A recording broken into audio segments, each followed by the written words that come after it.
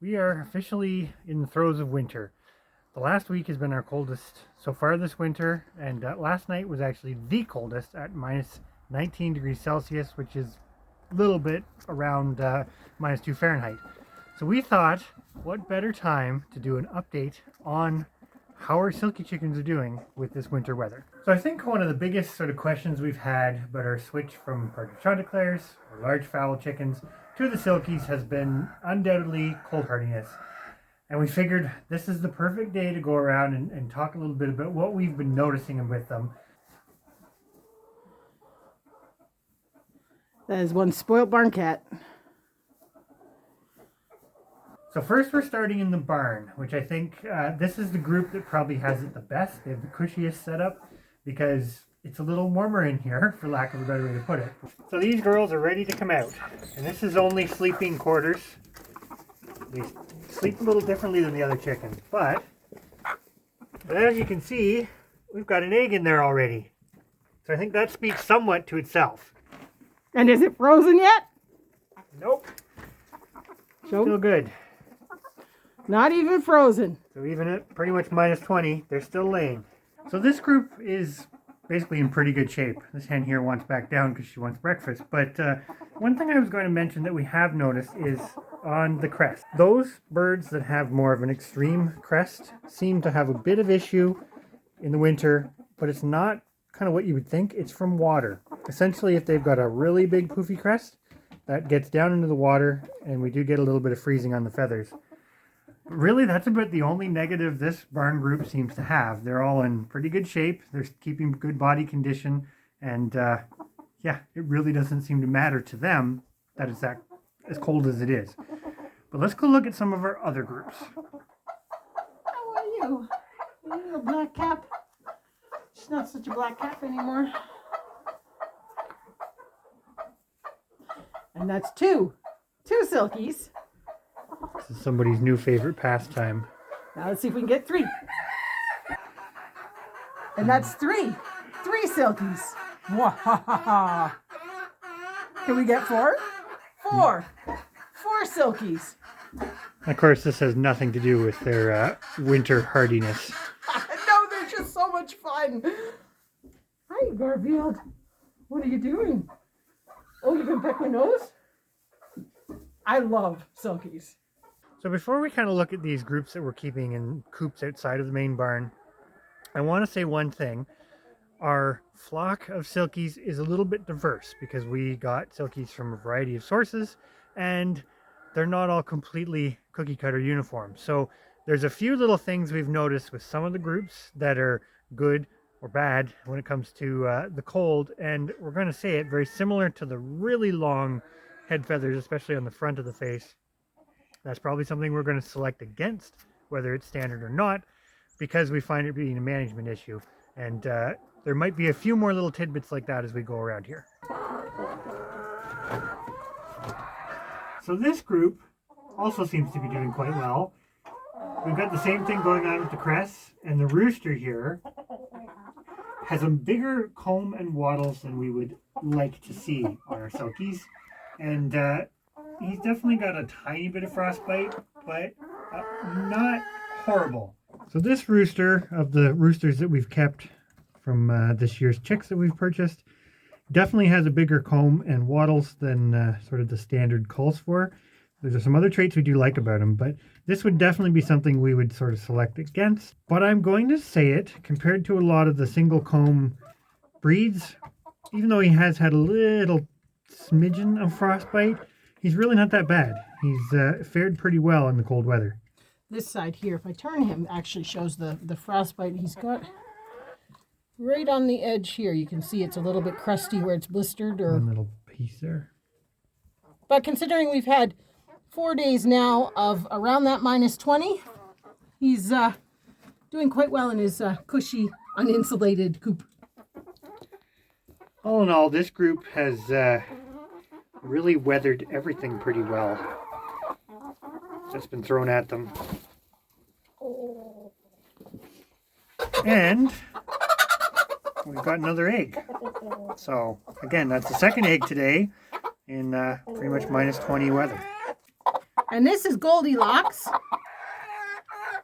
She's not quite all white. She's got a little bit of gold feathering. Yeah, she's got what they call leakage, but that's all right. She's probably not a prime candidate for any sort of showing, but I love how her crest is so small. She can see. We don't have any problems with it getting wet and crusty with ice. And really, the thing that we've been noticing and why we picked today to talk about this is they don't seem really all that affected by the cold. Unless, like the rooster we just showed you, there's, you know, some exaggerated features that maybe they're not supposed to have, in which case they become kind of a little bit more like any other normal chicken. It still boils down to the wet. That is the one thing that is definitely different.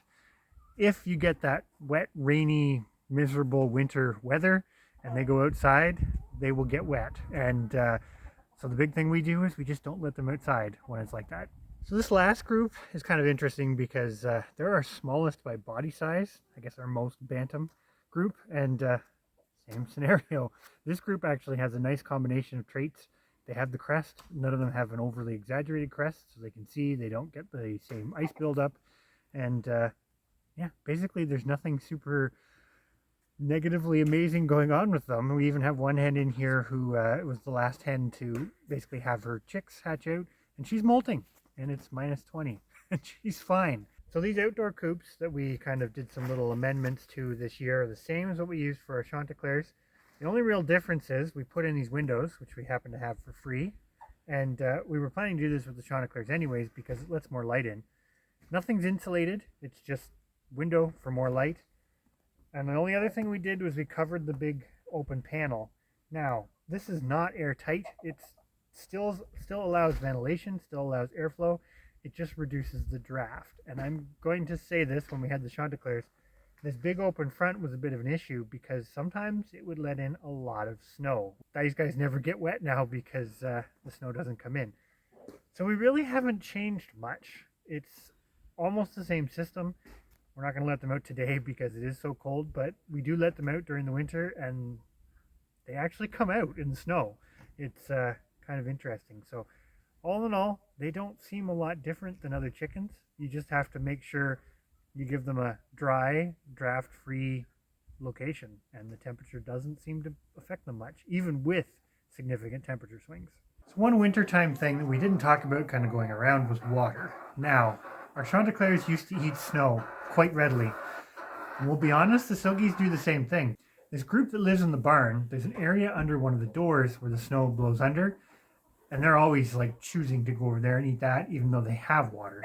Now, for the birds that we lock in, we do give them a little bit of water, but on days when we let them out, they're actually fairly content and seem to want to go eat the snow. So it's one of those things. I have not seen to date, other than the waterproof issue, any real difference between Silkies in the winter and chickens we've had in the past.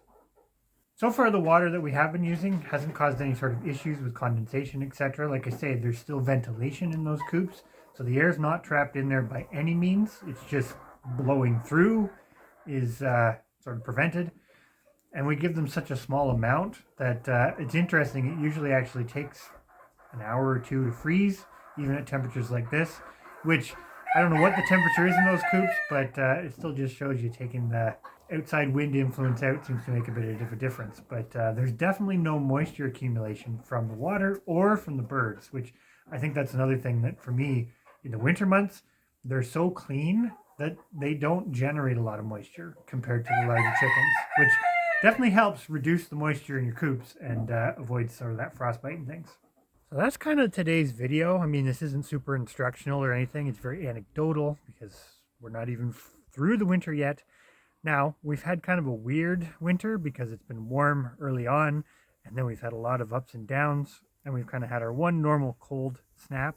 So, you know, this is not long-term, you know, months and months of -20-degree weather. But so far it really seems, to us at least, that the Silkies are potentially even a little more cold hardy, provided they're allowed to be out of the elements, but potentially more cold hardy than some of the single comb breeds that we have had, or we know of others having had in the past, because even our one rooster who has fairly large comb and wattles really doesn't seem to be too bothered by the temperature and humidity and all that sort of stuff that goes along with them getting frostbite. So even though everything you read says Silkies are not a winter hardy breed, also tends to say they're not a very productive breed, I would potentially argue with that and suggest that at least preliminary, it's sort of... I knew she was going to do that. I knew. I was filming and I knew it was about to happen, that she was going to leap up on me. And I told her no, but this cat has a mind of her own when she wants some attention. Don't you, Blue? Anyways, to finish wrapping up this video, here's Chris. But yeah, I guess this is just another reason to... Blue just screwed up the whole stream. Yeah, I guess this is just sort of one more reason to think about Silkies, because sometimes what you read on the internet isn't exactly as it pans out in real life.